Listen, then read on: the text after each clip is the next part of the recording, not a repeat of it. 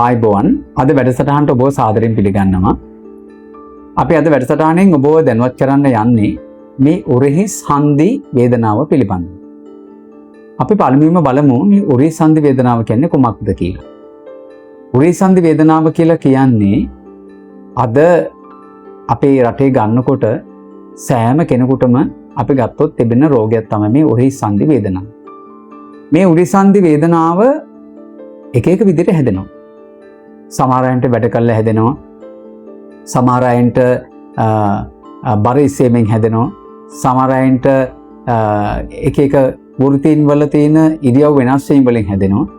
සහ සමහර කොටස් වලට මේ මෙතන ඇතුලේ මස් පිටු මාංශ පේශි ඇට හන්දියේ ජොයින්ට් එක ඇතුලේ තිබෙන යම් යම් ප්‍රශ්න නිසා මේ රෝගය වැළඳෙන අවස්ථා තිබෙනවා. මේ මොන විදිහට හැදුනත් මේකේ ඊ타මාත්ම වේදනාකාරී තත්යකට තමයිපත් වෙන්නේ. අපි දන්නවා උරහිස් හන්දිය හැදිච්ච රෝගියෙකුට විශේෂයෙන්ම අත ඉහළට ඉස්සීමට අපහසු වෙනවා. ඒ වගේම ඒ අතෙන් වැඩක් කිරීමට අපහසු වෙනවා. ඒ වගේම නිදී ගන්න අවස්ථාවේදී පවා ඒ අත යට කරලා නිදී ගන්න අපහසුතාවය ඇති වෙනවා. ඒ වගේම වැඩපලක් කරන අවස්ථාවේදී මොනියම් දෙයක්වත් ඒ අතින් කරගන්න බැරි මට්ටමටපත් වෙනවා.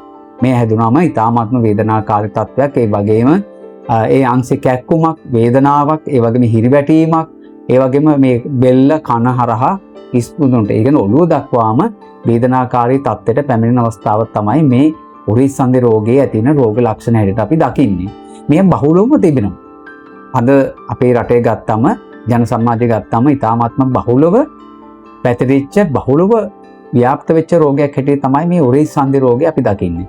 මේක දේශීය වෙදකමේ පාරම්පරික වෙදකමේ හන්දි රෝග හැටියට තමයි මේ හඳුන්වලා තිබෙන්නේ. එතකොට මේ රෝගය වැළඳුනහම අපිට පැහැදිලි දැන් මේ රෝගය අපිට වැළඳුනාට පස්සේ මොන ආකාරයේ වේදනාවන්ද මොන ආකාරයේ මේ රෝග ලක්ෂණ මතුවෙන්නේ ඒ වගේම මේ කියලා දැන් මම හිතන ඔබ දැනුවත් ඇති මේ කාරණාව තුළ ගන්නකොට මේ රෝගයේ මූලික අඩිතාලම අපි බලමු මේ රෝගය වැළඳිච්ච රෝගියෙකුට අපි මේ සුවපත් කර ගැනීමට අපි මොනවද කළ යුත්තේ කියලා. උරහිස් හන්දි රෝගයක් හැදුනම දැන් අපි දැනුවත් වුණා නේද? ඒතර ඒකේ වේදනාව තත්ත්වය, ඒ තිබෙන අවස්ථාව, ඔබට ඉන්න පුළුවන් ආකාරය, ඔබට වැඩ කරන්න පුළුවන් ආකාරය මේ ආකාර කීපයකට මේක වැළඳෙනවානේ. නමුත් සමහර අවස්ථාවලදී අපි දකිනවා මේ කිසිම දෙයක් නැතුව සමහර අයන්ට මේ අපි කතා කරපු මේ සීලොම දේවලින් තොරව සමහර අයන්ට නිකම්ම වේදනාවක් ඇති වෙන අවස්ථාවලුත් තිබෙනවා. ඒක එක මම ඉස්සෙල්ලත් අපි කතා කරලා ඔබ දැනුවත් කරා මේ අර තමන්ගේ වෘත්තීන් වල එක තමන් කරන රැකියාවල් එක්ක කරන වෙනස්කම් එක්ක තමයි ගොඩාක් දුරට මේක බලපෑමක් සිද්ධ වෙන්නේ.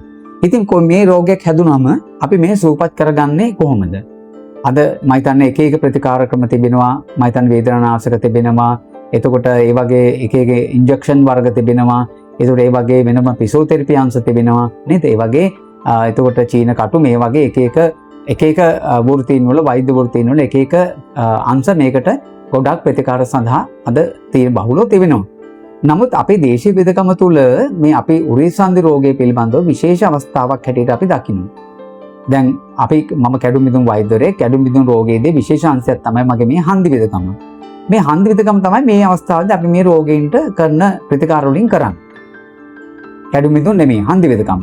මේ හන්දි වෙදකමේදී විශේෂයෙන්ම මේ උරහිස් හන්දි රෝගයක් කියලා කියන්නේ අපි දන්නවා අපේ ප්‍රධානම ස්ථානයක්. එතකොට මේ සුවපත් කර ගැනීමේදී මූලික වශයෙන් අපිට අවශ්‍යයි මේ ලෙඩාට මේ 100%ක්ම අනිවාර්යයෙන්ම සුවපත් වෙන අවස්ථාවක් වෙන්න ඕන. මොකද ඒකට හේතුව මේ හරියට අඩු නොවුනොත් එහෙම මේ ලෙඩාට ඉදිරි කාලෙදී වැඩ කරගන්න බෑ. ඒ කියන්නේ අත් දෙක උස්සන්න බැරි වෙනවා, අත් දෙක පිටිපස්සට ගන්න බැරි වෙනවා, ඒ වගේම අත් දෙක වනන්න බැරි වෙනවා, අත් දෙක ඉහළට පහළට දාන්න බැරි වෙනවා, බරක් ගන්න බැරි වෙනවා. එතකොට ඒ වගේම කිසිම දෙයක් මේ අත් දෙකෙන් කරගන්න බැරි මට්ටමටපත් වෙන අවස්ථාවක් තමයි මේ උරහිස් හන්දි රෝගයේ තියෙන මූලික රෝග ලක්ෂණයට අපි ඉස්සෙල්ලා සඳහන් කරලා අපිට දැන් කියන්න තියෙන්නේ. ඒතකොට ඒ සම්පූර්ණ සුවපත් කරගන්න ඕනේ. ඒ හරියට සුවපත් නොවුනොත් ඔබට කිසිම වැඩක් කරගන්න බැරි මට්ටමකටපත් වෙනවා. දේශීය වෙදකම් තුල පාරම්පරික වෙදකම් තුල ගන්නකොට මේට අවශ්‍ය කරන නිසි ප්‍රතිකාර තියෙනවා. විශේෂයෙන්ම පත්තු, මැල්ලුම්, පැමිලි, ඒ වගේ කසාය වර්ග මේ වගේ අවශ්‍ය කරන ට්‍රීට්මන්ට් ගොඩාක් මේ වෙදකම් සඳහා තියෙනවා. හැබැයි මූලික වශයෙන් අපි ඉස්සෙල්ලම කරන්නේ මේ ලෙඩාට මම හිතන්නේ පළවෙනිම විශේෂම තෙල් ගන්න ඕන. ඒ තෙල් ගාලා ඊට පස්සේ ඒ පොඩි ව්‍යායාම කීපයක්. ඒ කියන්නේ ඇත්තටම දැන් අපි දන්නවා දැන් සමහර අවස්ථාවලදී මේකට ෆිසියෝതെරපි දෙන අවස්ථාවලු තියෙනවා යම් වෙදකම් වල. නමුත් අපි දේශීය වෙදකම තුලත් අපි මේකට තෙල් ගාලා මේ ලෙඩට මේ අත උස්සන්න. මොකද දැන් සමහර අය ඉන්නවා මේක අංශ කීපයකට තියෙනවා. සමහර අය ඉන්නවා මේක හැදුනම අත උස්සන්න පුළුවන්, හොඳට අත කරකවන්න පුළුවන්, අතින් වැඩ කරගන්න පුළුවන්. ඒකට ඕන්ලාක අත ඇතුලෙන්, ඒ කියන්නේ ජොයින්ට් එක ඇතුලෙන්, මේ හන්දිය ඇතුලෙන් සම්පූර්ණ ඇඟිලි ටික දක්වාම යන වේදනාවක් තියෙනවා. නමුත් එයාට අත උස්සන්න පුළුවන්, වැඩ කරන්න පුළුවන්, ඒ සියලු දේ පුළුවන්.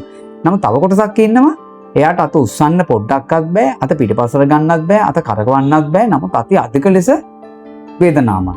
මේ බෙල්ල කනත් එක්කම වේදනාවක් එන්නේ. ඒකට ඒකෙදී ඒක ඉතාමත්ම අසීරුතාවට පත් වෙන අවස්ථාවක්. මොකද දැන් මේ ලෙඩට අත උස්සන්නත් බෑ, කිසිම දෙයක් කරන්න බෑනේ.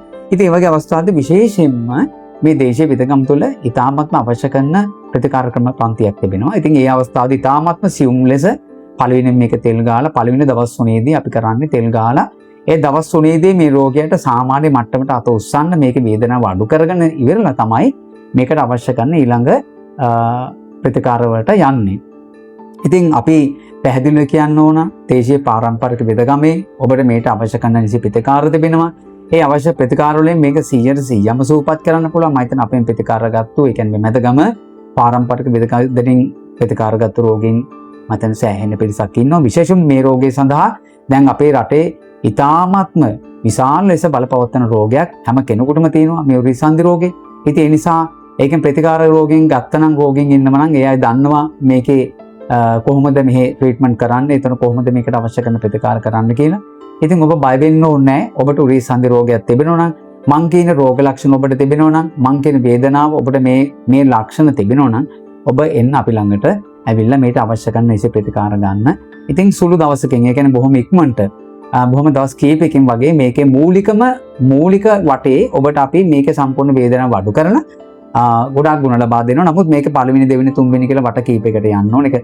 ඒ කියන්නේ මාස ගණන් නෙමෙයි, සාමාන්‍ය සතියක් දවස් 10ක් යනකොට වගේ මේ රෝගේ සම්පූර්ණම, ඒ කියන්නේ ඉතාමත්ම අපහසුතාවෙන් තියෙන අවස්ථාවක් සාමාන්‍ය දවස් 10ක් වගේ යනකොට සුව තත්යකට ගන්න පුළුවන්. නමුත් මං අර කියන වගේ සුළු තත්යක් නම් සාමාන්‍ය දවස් 2කින් 3කින් තෙල් ටික ගාලා වුණත් ඒක සම්පූර්ණ සුවපත් කරන්න පුළුවන්. මොකද මේක තෙල් බෙහෙත් වලින් විතරක් කරන්න පුළුවන් ගොඩාක් දුරට. මොකද මේක දැන් අපි ඇඟ ඇතුළට බෙහෙත් වර්ග බොන්න දීලා වැඩක් වෙන්නේ නැහැ. මොකද ඒ ඔක්කොම වේදනානාශක වගේ දේවල් තමයි අපි දකින්නේ. අපි කසායක් දුන්නා සාමාන්‍ය වේදනාව පාලනය කරගැනීමට වගේ තමයි කසායක් අපි දෙන්න උත්සාහ ගන්නෙ.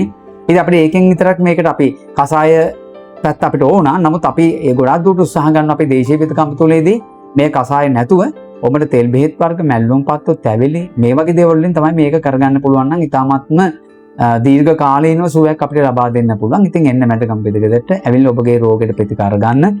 ඔබ බය වෙන්න එපා. උරිසන්ධි රෝගයට අවශ්‍ය කරන නිසි ප්‍රතිකාර දේශීය පාරම්පරික වෙදකම තුලම තිබෙනවා.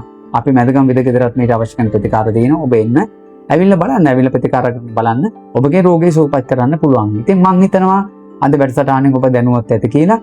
ඉතින් ඒ දැනුවත් වීමත් එක්ක නැවත වැඩසටහනකින් අපි නැවත හමු වෙනතුරු නවතිනවා. සියලු දෙනාටම තෙරුවන් සරණයි. සුවපත් වේවා.